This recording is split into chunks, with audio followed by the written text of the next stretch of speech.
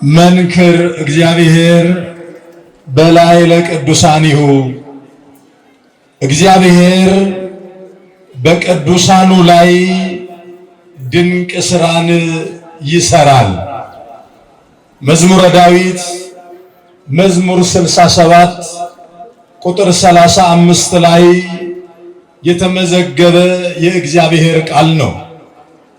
የትምህርቱ መሰረታዊ ዓላማ እግዚአብሔር በቅዱሳኑ ላይ የሚያደርገውን ድንቅ ስራውን ማየትና ማወጅ፣ እሱንም ማመን፣ እግዚአብሔርም ደግሞ ክብሩንና ድንቅ ስራውን የገለጠባቸው ይልቁንስ በዛሬው ዕለት ዕረፍቷን ትንሣኤዋንና ዕርገቷን የምናከብርላት ከበረከቷም እንደ አባቶቻችን እንደ ቅዱሳን ሐዋርያት ሱታፌ የምናደርግባት በእመቤታችን በወላዲተ አምላክ በድንግል ማርያም እግዚአብሔር የሰራውን ሥራ አይተን እግዚአብሔርን እናመልካለን፣ እመብርሃንን እናከብራለን። ክብር ለአምላካችን ለእግዚአብሔር። እግዚአብሔር ከሁላችን ጋር ይሁን። በመነሻዬ እንዳነሳውላችሁ ዛሬ በመላው ዓለም ባለችው ሐዋርያዊት ቅድስት ዓለም አቀፋዊት ንጽሕት በሆነችው በኦርቶዶክሳዊት ቤተክርስቲያናችን ታላቅ ክብረ በዓል ነው እያከበርን ያለነው።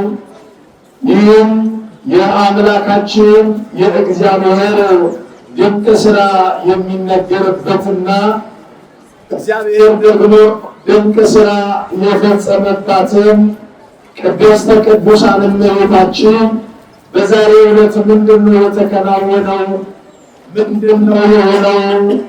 በመላው ዓለም ያሉት ምዕመናንና ሊቃውንት በቅድስት ቤተክርስቲያን በምን ጉዳይ ነው የተሰበሰብነው?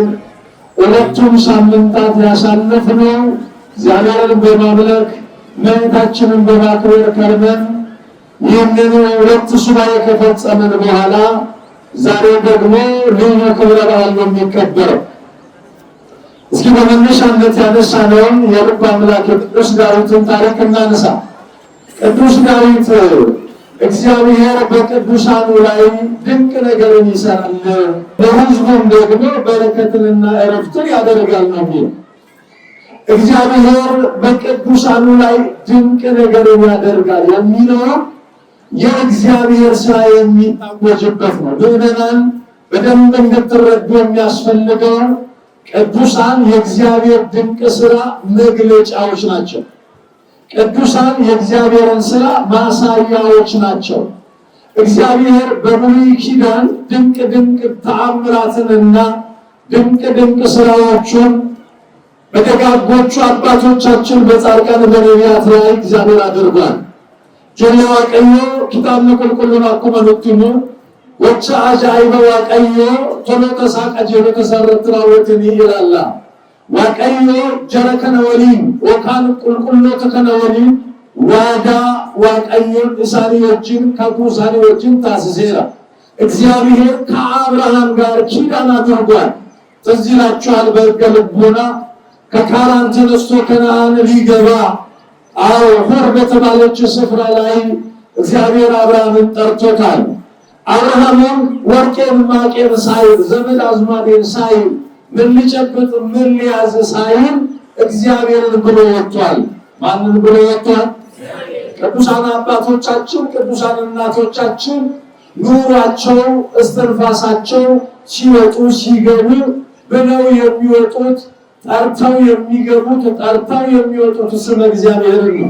ለእግዚአብሔር ስም ይንበረከካሉ፣ እግዚአብሔርን ይፈራሉ፣ በእግዚአብሔር ይተዳደራሉ፣ ለእግዚአብሔር ሁለመናቸውን ያስገዙ ናቸው። ስለዚህ እግዚአብሔር ከነዚህ ጋር ኪዳን አድርጓል። መዝሙር 88 ቁጥር 3 ላይ እኔ ከባለሟሎቼ ከቅዱሳን ጋር ቃል ኪዳኔን አድርጌያለሁ ይላል።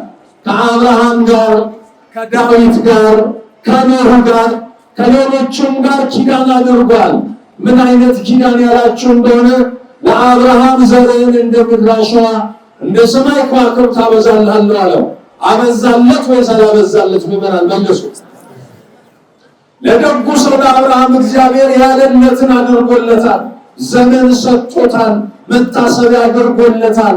ይልቁንስ ዓለምን ሊያድን ሲወድ እግዚአብሔር ከአብርሃም የዘር ሐረግ በምትመዘዘዋ እሱም ደግሞ ከሰማይ የዘር ሐረግ ይጎደልኛል ወደ ሰማይ ዘላለማዊ ሐረግና ዘር ሊወስደን ከዚህ ከወደቀውና ከዚህ ከሰው ዘር እነሆ ሕያው ዘር እንድንሆን ከእኛ ጋር ተወዳጀ፣ የእኛ ወገን ሆነ። ከአብርሃም የዘር ግንድ ውስጥ የዘላለም ዕረፍትና በረከት የሆነ ክርስቶስ ተወልዷል። ለዚህ ምክንያት የሆነችን እመቤታችን ናት። አሁን መጽሐፍ ለመውደቃችን ሔዋንን እንጠቅሳታለን። ዘፍጥረት ላይ ስናነብ የእባቡን የሐሰት ትምህርት ሰምታ ልቧ ሸፈተና እግዚአብሔር አታደርጉ ያለውን አደረገች ሔዋን አይደለም? ያንን የሞት ፍሬ በላችና አዳምን በላ። እነርሱ የሰሩት የኃጢአታቸው ውጤት ለዘራቸው ደረሰ። እንግዲያውስ ሔዋን ኃጢአትን ጸንሳ ሞትን ወለደች። ከእግዚአብሔር ክብር ጎደለች። የእግዚአብሔር ሥራ እንዳይታይባት ሆነች። እመቤታችን ወላዲተ አምላክ ድንግል ማርያም ግን እግዚአብሔር ቅድመ ዓለም ከመፈጠሩ ዘመን ከመቆጠሩ አስቀድሞ ዓለምን ከመፍጠሩ አስቀድሞ እመቤታችንን በአምላክ ሕሊና ታስባ ትኖር ነበር ይላል። ለእኔና ለእናንተ ነው ሰበር ዜና እንጂ ዓለም ስለሚሆነው ከጅማሮ እስከ ፍጻሜ ማን ያውቃል? አቤት ይላቸው። ማን ያውቃል? ስሙን አመስግኑት እባካችሁ። እግዚአብሔር በኦሪት ዘፍጥረት ምዕራፍ 3 ቁጥር 15 ላይ ከሴቲቱ የሚወለደው የእባቡን ጭንቅላቱን ራሱን ይቀጠቅጠዋል ይላል። ኢኒ ዱበርቲቲ ራቀለት መልታ ቦፍቻ ኒሩኩታ ጀዳሜቲ መሜ ከናፊካ አቦቲን ኬኛ አብዲ ጎደተኒ አብዲን አኔገተኒ አብዲን ኩን ዮም አካ ጥሙረ ሙራጆን ራጂናኔ አቦቲን ኬኛ ሞ ከደናላኔ እፍገታ ቱረኒ ጉያን ኩን ትራወቱ። እግዚአብሔር በዘፍጥረት ምዕራፍ 3 ቁጥር 15 ላይ ለሰው ልጆች የገባውን ኪዳን እግዚአብሔር እንዲህ አለ። ከሴቲቱ የሚወለደው የእባቡ ራሱን ይቀጠቅጠዋል፣ በሴቲቱና በእባቡ መካከል ጠላትነትን አደርጋለሁ ይላል። ይህ እንደው ዝም ብሎ ገጸ ንባብ አይደለም። እንደው ዝም ብሎ የሚነገር ብቻ አይደለም። ሴቲቱ ማናት? በሴቲቱና በእርሱ መካከል እባብ የተባለው ማን ነው? መተርጉማኑ እባቡ የአጋንንት ስራን እንደተሸከመ በአንቀጸ እባብ የዲያብሎስን ስራ ቀጠቅጣለሁ ሲል ነው። በአንደኛ ዮሐንስ ምዕራፍ 3 ቁጥር 8 ላይ የዲያብሎስን ስራ ያፈርስ ዘንድ ይላል የእግዚአብሔር ልጅ ተገለጠ ይላል። እስኪ ለተገለጠው ለመድኃኔዓለም ክብር ይሰጣል። የእባቡን ራስ ለመቀጥቀጫ የሚሆን መዶሻ የተወለደው እግዚአብሔር ኪዳን አደረገ። በሴቲቱና በእባቡ መካከል ጠላትነትን አደርጋለሁ አለ። ሴቲቱ ከብራ እንዳትታይ፣ ሴቲቱ ገና እንዳትታይ፣ እግዚአብሔር በሴቲቱ ላይ የገለጠውን ድንቅ ታምራት እንዳንመሰክር የትውልድን ልብ ዛሬም እባቡ በአንድም በሌላም እያሸፈተ አለ ብለናል። ስለዚህ ሴቲቱ የተባለችው ሴቱንና ወንዱን የወከለች ብቻ ምን አለፋችሁ የሰው ዘርን ወክላ ኢሳይያስ በትንቢቱ ምዕራፍ 1 ቁጥር 9 ላይ እግዚአብሔር ዘርን ባያስቀርልን ኖሮ እንደ ሰዶምም በሆን እንደ ገሞራም በመሰልን ነበር እንዳለ። አዎ እግዚአብሔር በሰዶምና በገሞራ ሎጥን ባያስቀር ኖሮ የሰው ልጅ ታሪክ ሆኖ ይቀር ነበረ። አዎ እግዚአብሔር አስቀድሞ ድንግል ማርያምን ባያስቀር ኖሮ አባ ሕርያቆስ በቅዳሴ አብ በሰማይ ሆኖ ተነፈሰ፣ አሻተተ፣ ምስራቁንና ምዕራቡን ሰሜኑንና ደቡቡን አለ። እንዳንቺ ያለ በጎ መዓዛ ያለውን ግን አላገኘም አለ። ድንግል አንቺ ብቻ ተገኘሽ አለ። ስለዚህ እንወድሻለን አላት። ስለዚህ እናገኝሻለን አላት። ስለዚህ እናከብርሻለን አላት። ስለዚህ ከፍ ከፍ እናደርግሻለን አላት።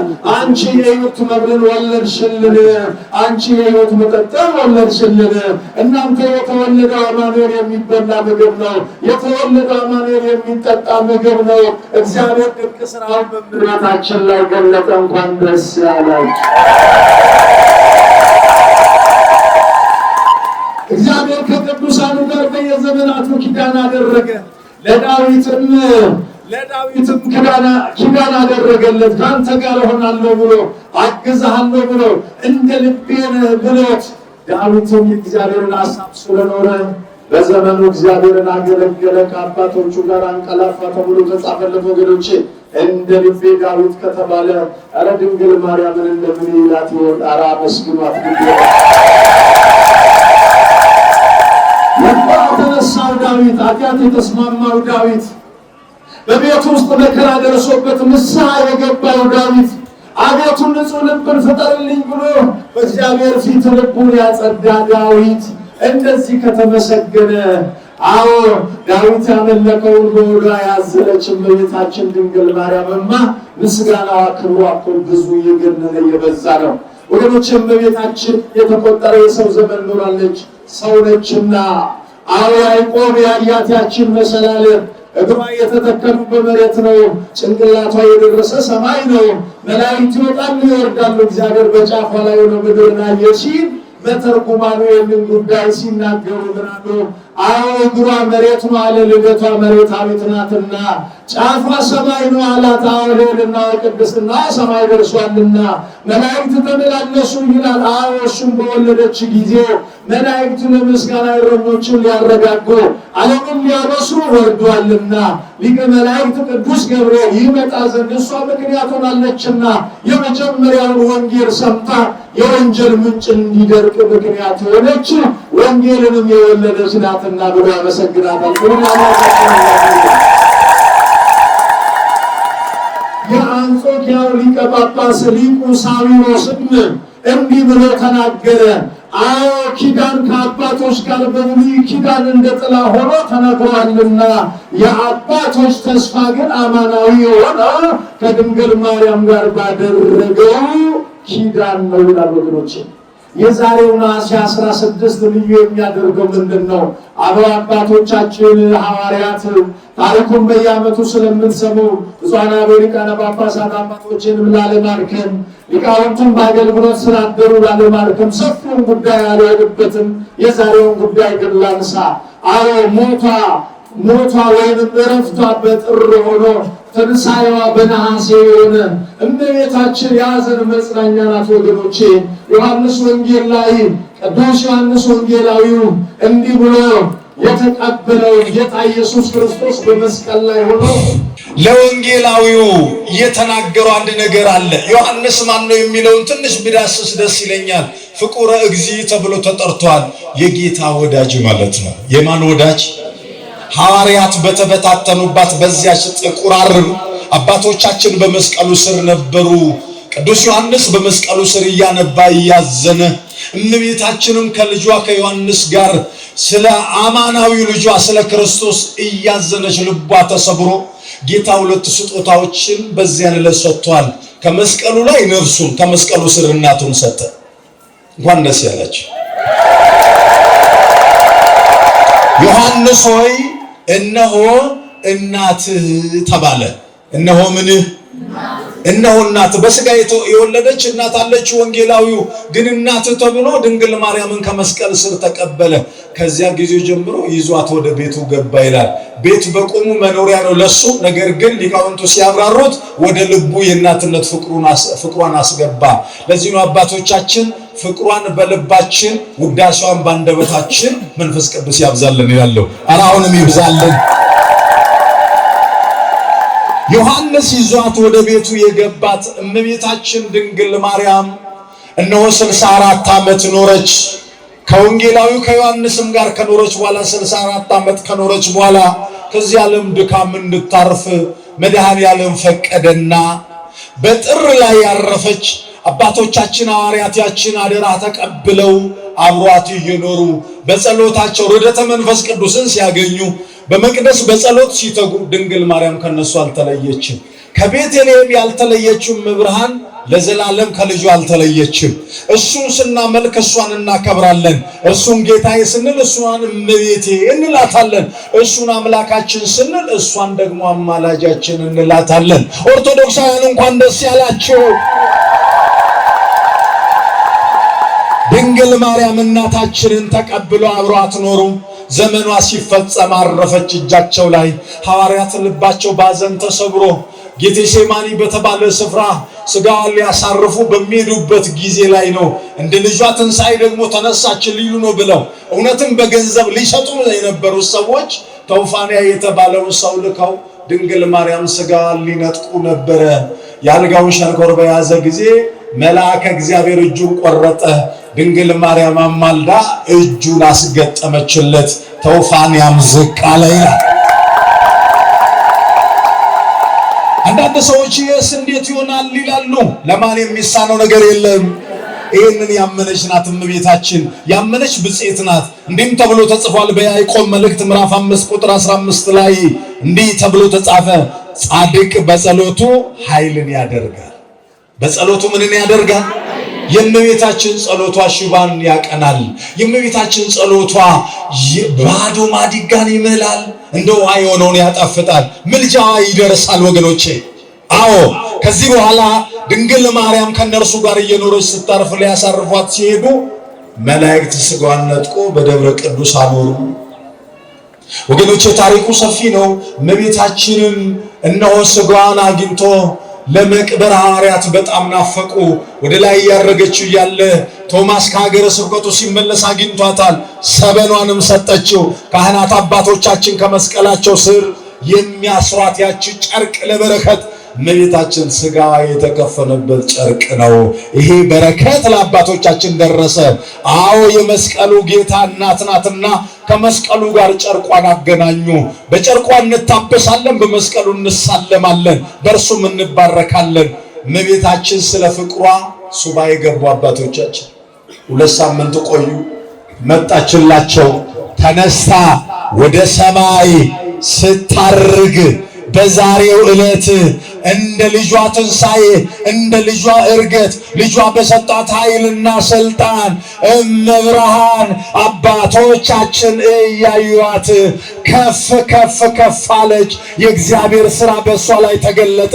እንኳን ደስ ያላችሁ፣ እንኳን ደስ ያላችሁ። ድንግል ማርያም ከፍ ከፍ ያለችበት ወደ ልጇ ቀኝ ያረገችበት ልዩ ዕለት ነው። እግዚአብሔር ድንቅ ሥራን በእመቤታችን በድንግል ማርያም ላይ አድርጓል። የመጀመሪያው ድንቅ ሥራ የአምላክ እናት አደረጋት። የምን እናት? ትምህርቴን ልቋጭ ነው። የምን እናት? የአምላክ እናት ከመባል በላይ ምን ተአምር አለ? ኧረ ንገሩኝ፣ ኧረ ንገሩኝ። ሰይጣን ክፉ ነው ዛሬ። ተአምረ ማርያም የሚባል መጽሐፍ ሲነበብ የሚከፋቸው ብዙ ሰዎች አሉ። ድንግል ማርያም አታማልድም ብሎ ይከራከሩናል። ኧረ ግድ የላችሁም፣ የአምላክ እናትም ሆናለች እኮ። ማማለድ እኮ ማስታረቅ ነው። ያው የእግዚአብሔር ዓይኖቹ ወደ ጻድቃን ጆሮዎቹ ወደ ጸሎት ጩኸታቸው ነው ተብሎ በመጽሐፍ የተጻፈው። ምን ሆነና እነ ኤልያስ ጸልዮ ሰማይን ከለጎሙ፣ እነ ኢያሱ ጸልዮ በገባዖን ፀሐይን ካቆሙ፣ እነ ጳውሎስ እነ ጴጥሮስ ጸልዮ ሙትን ከቀሰቀሱ ድንግል ማርያምማ ለምና እመብርሃንን ሲኦል አያገኘንም ገነት ምን። ስለዚህ ወገኖቼ እግዚአብሔር በእመቤታችን በኩል ድንቅ ሥራን አድርጓል። እችን ከፍ አድርጋችሁ በሉልኝ፣ እግዚአብሔር በሉ። ከፍ አድርጉ። እግዚአብሔር በእመብርሃን ላይ ድንቅ ሥራን ለዓለም አድርጓል። ለማን አድርጓል? ለዓለም አድርጓል። አባ ሕርያቆስ አልኳችሁ እኮ የሕይወት መጠጥን ወለድሽልን እኮ ነው ያላት። የተወለደው የሕይወት መጠጥ ነው። ሥጋዬን የበላ ደሜን የጠጣ የምን ሕይወት አለው? ይህን የወለደችልን ማናት? እመብርሃን ድንግል ማርያም ናት። እሱ ብርሃን ነው፣ እሱ ብርሃን ነው፣ እሷም ብርሃን ናት። እሱ አምላክ ነው፣ እሷ እማ አምላክ ናት። እርሱ ሰላም ነው፣ እሷ የሰላም መገኛ ናት። እሱ ፍቅር ነው፣ እሷ የፍቅር ምንጭ ናት። ይካዳል? ይካዳል ወይ? ይህ ነው አንገብግቦ በዝናብ በፀሐይ ገደል ተራራ የሚያስወጣን የሚያወርድን እሷ ተአምራትን እግዚአብሔር በእሷ ላይ ስለሰራ እግዚአብሔርን እንዲህ በሉት ስራ ድንቅ ነው ግሩም ነው በሉት ይላል። በእርሷ ላይ የተሰራው ድንቅ ግሩም ስራ ነው። ስለዚህ ወገኖቼ በሱባኤ ቆይተናል፣ ወደ መብርሃን ተጠግተናል። አውሬው የድንግል ማርያም ስም እንዲጠራ አይፈልግም። በሔዋን በኩል ዲያብሎስ ተበቀሉን ነበር። በድንግል ማርያም በኩል ደግሞ ጌታ ኢየሱስ ዲያብሎስን ተበቀለልን። ስጋዋን ለብሶ ዲያብሎስን ተበቀለ። አዎ የእባብን ስጋ ለብሶ እኛን ተበቅሎ ነበረ። ከዚህ የተነሳ ድንግል ማርያም ስትከበር ስትወደስ ዲያብሎስ ደስ አይለው። ለሰሩት በጎ ለሰሩት ምስጋናና ክብር ደግሞ ይገባቸዋል ተብሏል። ምስጋናና ክብርን የምንሰጣት ክብር ለሚገባው ክብርን ስጡ ስላለ ሮሜ ምዕራፍ 13 ቁጥር 7 ላይ ክብር ለሚገባው ክብርን ስጡ ይላል። ክብር ይገባታል አይገባትም? የአምላክ እናት ክብር ይገባታል። ሉቃስ ወንጌል ምዕራፍ 1 ቁጥር 48 እስከ 49 ላይ እመቤታችን እንዲህ አለች፣ እርሱ ድንቅ ሥራን በእኔ ላይ አድርጓልና ትውልድ ሁሉ ብፅዕት ይሉኛል። ብርቱ የሚሆን እርሱ በእኔ ላይ ድንቅ ሥራን አድርጓልና። እግዚአብሔር ድንቅ ሥራን አድርጓል። የሞትን አሰራር አፍርሷል በሷ በኩል። ዓለምን ጎብኝቷል በሷ በኩል። የተዘጋውን ገነት ከፍቷል በሷ በኩል። እርሱ መለኮት ደም የለው፣ መለኮት ሥጋ የለው። ከሷ የተዋሃደው ሥጋ ከሷ የተዋሃደው ደም እነሆ ነፍስ የተለየው መለኮት የተዋሃደው ለኔና ለናንተ የሕይወት እንጀራና የሕይወት መጠጥ ሆኖናል። ስለዚህ ምእመናን ዛሬ የእግዚአብሔርን ሥራ ልናገን ድንግልን ልናከብር መተናል። መብራን ፍቅሯ እንዲበዛልን በቤቷ እንድንቆይ ምእመናን በሱባኤ እንደ አባቶቻችን እንደ ሐዋርያት እንደቆየን አባቶቻችን ሐዋርያት በሱባኤ ቆይተው ለአገልግሎት ነው የወጡት፣ ለዓለም ጨው ነው የሆኑት። እኔና እናንተችን ሁለቷን ሱባኤ በበረከት ቆይተናል። ወጥተን ለመርገም እንዳንሆን እግዚአብሔር ይርዳል። በሱባኤ ቆይተናል፣ በፍቅር ቆይተናል። ወደ ቀደመ ጸባችንና ጥላቻችን እንዳንመለስ፣ ወደ ዲያብሎስ ሐሳብ እንዳንመለስ አምላካችን እግዚአብሔር ይርዳል። ፍጻሜያችንን ያሳምርልን። እንደ ቅዱስ ሚካኤልና እንደ ቅዱስ ገብርኤል በእውነት ክልኤቱ አበው ቅዱሳን ሊቃነ ጳጳሳት ዛሬ በመካከላችን ተገኝተው አባቶቻችን አክብረውናል፣ ባርከውናል። የብፁዕ አቡነ ሳዊሮስና የብፁዕ አቡነ ዲዮስቆሮስ ጸሎታቸው በረከታቸው አትለየን። አባቶቻችንን በመንበረ ጵጵስናቸው ያቆይልን። የዓመት ሰው ይበለን። ይቆየን። ወስብሐት ለእግዚአብሔር።